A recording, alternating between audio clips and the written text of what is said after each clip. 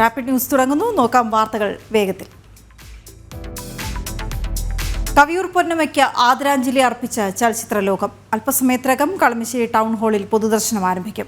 അതിനുശേഷം 12 മണിയോടെ ആലുവയിലെ വസതിയിലേക്ക് കൊണ്ടുപോകും. വൈകിട്ട് 4 മണിക്ക് പറവൂരിലെ വീട്ടുവളപ്പിലാണ് സംസ്കാരം.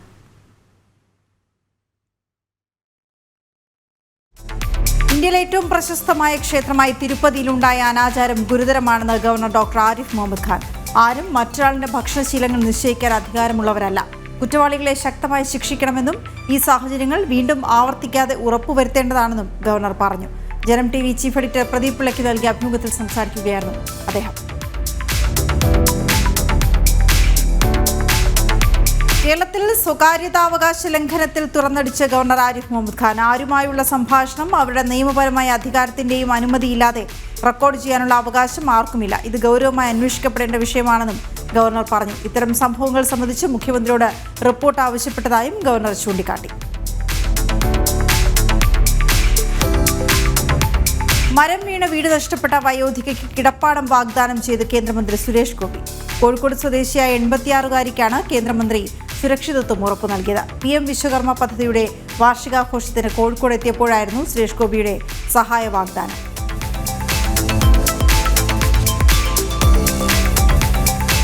ശ്രീനാരായണ ഗുരുദേവന്റെ 97ാമത് മഹാസമാധി ദിനാചരണം ഇന്ന്. വർക്കല ശിവഗിരി മഠത്തിൽ നാമജപം, ഉപവാസം, മഹാസമാധി പ്രാർത്ഥന തുടങ്ങിയ ചടങ്ങുകൾ നടക്കും.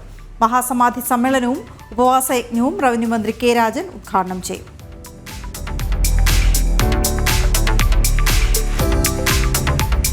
ഭക്തിയുടെ നിറവിൽ ശാന്തിഗിരിയിൽ മഹാപൂർണ്ണ കുംഭമേള.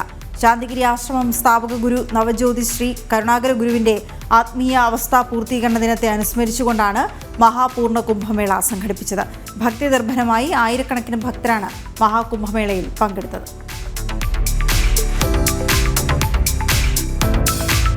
കൊല്ലം മൈനാഗപ്പള്ളിയിൽ കുഞ്ഞുമോളെ കാറ് കയറ്റി കൊലപ്പെടുത്തിയ കേസിൽ പ്രതികളായ അജ്മലിനെയും ഡോക്ടർ ശ്രീകുട്ടിയെയും പോലീസ് ഇന്ന് ചോദ്യം ചെയ്യും. പ്രതികൾ MDMA ഉപയോഗിച്ചു എന്ന കണ്ടെത്തലിന്റെ അടിസ്ഥാനത്തിൽ കൂടുതൽ വിവരശേഖരണത്തിന്റെ ഭാഗമായാണ് ചോദ്യം ചെയ്യൽ.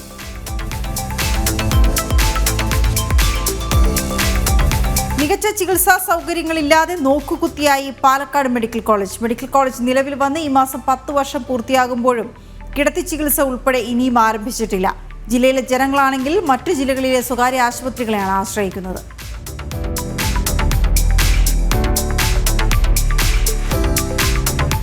അടിസ്ഥാന സൗകര്യങ്ങളുടെ അഭാവത്താൽ തളർന്നോടുകയാണ് ഇടുക്കി മെഡിക്കൽ കോളേജ്. വൈദ്യുതി സബ്സ്റ്റേഷനും ആവശ്യത്തിന് ജീവനക്കാരും ഇല്ലാത്തതിനാൽ ആശുപത്രിയിലെ പല വിഭാഗത്തിന്റെയും പ്രവർത്തനം തന്നെ അവതാളത്തിലാണ്.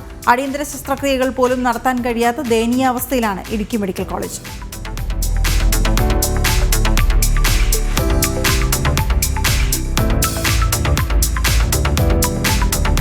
എറണാകുളം ചൂർണിക്കരയിൽ സർക്കാർ ഭൂമിയിലെ കയ്യേറ്റം കണ്ടെത്താൻ റവന്യൂ വകുപ്പിന്റെ അളവ് 27-ന് ആരംഭിക്കും. കമ്പനിപ്പടി മേഖലയിൽ 2 സ്വകാര്യ വ്യക്തികൾ കൈവശം വെച്ചിരിക്കുന്ന ഭൂമിയിലാണ് ആദ്യഘട്ടത്തിൽ അളവ് നടക്കുന്നത്. പുറമ്പോക്ക് ഭൂമി കണ്ടെത്താനുള്ള ജില്ലാ കളക്ടറുടെ ഉത്തരവിൽ നടപടി അനന്തമായി നീളുന്നത് നേരത്തെ ജനം TV വാർത്തയാക്കിയിരുന്നു. മത്സ്യത്തൊഴിലാളികളുടെ പുനരധിവാസ പാക്കേജായ പുനർഗേഹം പദ്ധതിയും അട്ടിമറിച്ച സംസ്ഥാന സർക്കാർ. ബജറ്റിൽ പ്രഖ്യാപിച്ച 20 കോടി രൂപ പോലും ഇതുവരെ ഉപഭോക്താക്കൾക്ക് നൽകിയിട്ടില്ല. ലൈഫ് പദ്ധതിക്ക് സമാനമായി തീരദേശ മേഖലയിലെ ജനങ്ങളുടെ വികസനങ്ങൾക്ക് ആവശ്യമായിട്ടുള്ള തുക കേന്ദ്ര സർക്കാർ മത്സ്യത്തൊഴിലാളികൾക്കും അനുവദിച്ചിരുന്നു. പുതിയ സാമ്പത്തിക ബാധ്യത ആരോപിച്ചുകൊണ്ട് വിവിധ പദ്ധതികൾ വെട്ടിക്കുറയ്ക്കുമ്പോൾ മത്സ്യത്തൊഴിലാളികളെയും അവഗണിക്കുകയാണ് സർക്കാർ. കൊല്ലം ശക്തികുളങ്ങരയിൽ കാമുകിയുടെ വീടിന് മുന്നിൽ തീ കൊളുത്തി ആത്മഹത്യയ്ക്ക് ശ്രമിച്ച യുവാവ് ചികിത്സയിലിരിക്കെ മരിച്ചു. കിളിക്കൊള്ളൂർ കല്ലുംതാഴം പണ്ടാരത്തുവിള വീട്ടിൽ 38-കാരനായ ലൈജു ആണ് മരിച്ചത്. വിവാഹിതനായ ലൈജു ഇന്നലെ രാവിലെ 9:30-ഓടെ കാമുകിയുടെ വീടിന് മുന്നിലെത്തി മണ്ണെണ്ണ ഒഴിച്ച ശേഷം സ്വയം തീ കൊളുത്തുകയായിരുന്നു.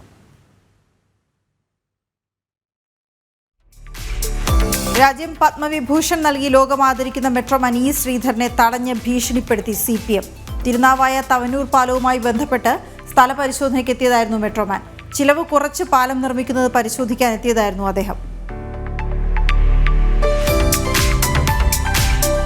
വിദേശ പഠന വാഗ്ദാനം പാലിച്ചില്ല എന്ന കാരണത്താൽ ഏജൻസിക്ക് 1.24 ലക്ഷം രൂപ പിഴയിട്ട് ഉപഭോക്തൃ തർക്ക പരിഹാര ഫോറം. എറണാകുളത്ത് പ്രവർത്തിക്കുന്ന ABC സ്റ്റഡി ലിങ്ക് സ്ഥാപനത്തിൽ നിന്നുമാണ് നഷ്ടപരിഹാരം ഈടാക്കിയത്. ആലപ്പുഴ സ്വദേശിയുടെ പരാതിയിൽ എറണാകുളം ജില്ലാ ഉപഭോക്തൃ തർക്ക പരിഹാര ഫോറത്തിൻ്റെതാണ് ഉത്തരവ്. BJP മുസ്ലിം സമുദായത്തിന് സീറ്റ് നൽകാറില്ല എന്ന ആരോപണത്തിനുള്ള മറുപടിയാണ് കശ്മീരിൽ താനടക്കമുള്ളവരുടെ സ്ഥാനാർത്ഥിത്വമെന്ന് ലാൽ ചൌക്കിലെ BJP സ്ഥാനാർത്ഥി ഐജാസ് ഹുസൈൻ. കശ്മീരിൽ ഭീകരവാദം അവസാനിപ്പിച്ചുകൊണ്ട് സമാധാനവും സുരക്ഷയും ഉറപ്പാക്കിയത് മോദി സർക്കാരാണ്. ജനങ്ങൾ മാറ്റത്തിനൊപ്പം നിൽക്കുമെന്നും ഐജാസ് ഹുസൈൻ ജനം ടിവിക്ക് നൽകിയ പ്രത്യേക അഭിമുഖത്തിൽ പറഞ്ഞു. പട്ടാപ്പകൽ സ്ത്രീകളെയും കുട്ടികളെയും കയ്യേറ്റം ചെയ്ത CPM നേതാവ് വെള്ളനാട് ശശി കടയിൽ അതിക്രമിച്ചു കയറിയായിരുന്നു വെള്ളനാട് ജില്ലാ ഡിവിഷൻ മെമ്പർ കൂടിയായ ശശിയുടെ ഗുണ്ടായിസം ചോദ്യം ചെയ്ത നാട്ടുകാരെയും CPM നേതാവ് ആക്രമിച്ചു.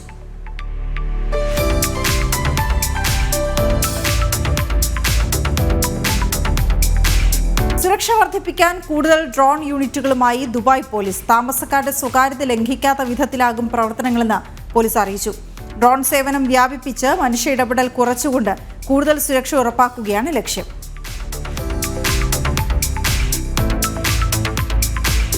പേജർ, വോക്കി ടോക്കി എന്നിവ യാത്രക്കാരുടെ കൈവശമോ ഹാൻഡ് ലഗേജിലോ കാർഗോയിലോ കൊണ്ടുപോകുന്നത് നിരോധിച്ച് ഖത്തർ എയർവേസ്.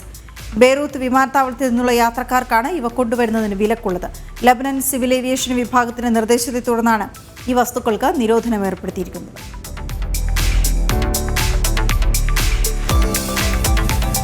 UAE-യിൽ സ്വകാര്യ മേഖലാ സ്ഥാപനങ്ങളിലെ സ്വദേശി ജീവനക്കാരുടെ എണ്ണം 1.14 ലക്ഷം കവിഞ്ഞു. സ്വദേശിവൽക്കരണ പദ്ധതിയായ നാഫിസ് നടപ്പാക്കുകയും ആനുകൂല്യം വർദ്ധിപ്പിക്കുകയും ചെയ്തതോടെയാണ് സ്വകാര്യ മേഖലയിലേക്ക് സ്വദേശികളെ ആകർഷിച്ചത്. ഈ വർഷം രണ്ടാം പാദത്തിലെ കണക്കനുസരിച്ച് 21,000 സ്വകാര്യ കമ്പനികളിൽ ഇമിറാത്തികളുടെ സാന്നിധ്യമുണ്ട്. ഗൾഫ് രാജ്യങ്ങളിൽ ഇന്ത്യൻ പാസ്പോർട്ട് സേവനങ്ങൾ വെള്ളിയാഴ്ച മുതൽ തിങ്കളാഴ്ച വൈകിട്ട് വരെ തടസ്സപ്പെടും. UAE സമയം വെള്ളി വൈകിട്ട് 6:30 മുതൽ തിങ്കൾ രാവിലെ 4:30 വരെയാണ് സേവനങ്ങൾ മുടങ്ങുക. പാസ്പോർട്ട് സേവാ പോർട്ടലിൽ സാങ്കേതിക അറ്റകുറ്റപ്പണികൾ നടക്കുന്നതിനാലാണ് തടസ്സമെന്ന് ഗൾഫിലെ വിവിധ ഇന്ത്യൻ എംബസികൾ വാർത്താക്കുറിപ്പിൽ അറിയിച്ചു. ഈ കാലയളവിൽ എംബസിയിലും ഇന്ത്യൻ കോൺസുലർ ആപ്ലിക്കേഷൻ സെന്ററുകളിലും തത്കാൽ PCC ഉൾപ്പെടെയുള്ള പാസ്പോർട്ട് സേവനങ്ങൾ ലഭ്യമാകില്ല.